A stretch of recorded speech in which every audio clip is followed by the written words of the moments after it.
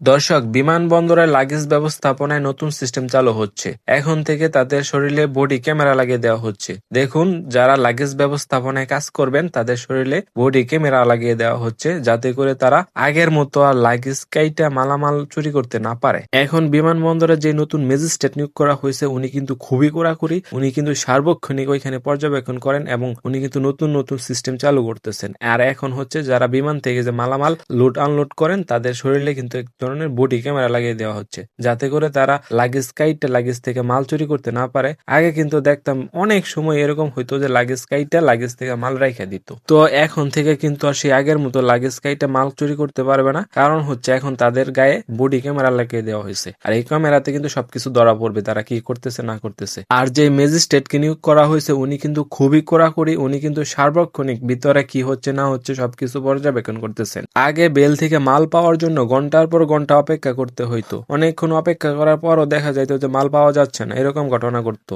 এখন বর্তমানে এই ম্যাজিস্ট্রেট আসার পর থেকে কিন্তু দেখুন, এখন তারা সঠিক সময়ে খুবই দ্রুত লাগেজ গুলা দিচ্ছে। এরকম ভাবে যদি এয়ারপোর্টের ভিতরে আরো আগে থেকে তদারকি করা হতো বা এরকম কোন একজন ব্যক্তি যদি থাকতো, তাহলে হয়তো এরকম প্রবাসীদের ভোগান্তি, এরকম মালামাল চুরি বা এরকম ধরনের ঘটনা ঘটতো না। তবে আশা করা যাচ্ছে যে এখন এয়ারপোর্টের ব্যবস্থা সিস্টেম অনেক পরিবর্তন হবে, কারণ হচ্ছে এখন যে ম্যাজিস্ট্রেট নিয়োগ করা হয়েছে উনি কিন্তু খুবই অ্যাক্টিভ, কারণ হচ্ছে উনি সার্বক্ষণিক পর্যবেক্ষণ করতেছেন। আর এখন মনে হচ্ছে যে এয়ারপোর্টের যে লাগেজ কেটে মাল চুরি হয় এবং বেল থেকে মাল পাওয়ার জন্য যে ঘন্টার পর ঘন্টা দাঁড়িয়ে থাকতে হয়, সেই ভোগান্তি থেকে প্রবাসীরা একটু হলেও মুক্তি পাবেন। ভিডিওটি বেশি বেশি করে শেয়ার করে দিন এবং এরকম আরো ইনফরমেশন ভিডিও পেতে পেজটিকে ফলো করে দিন।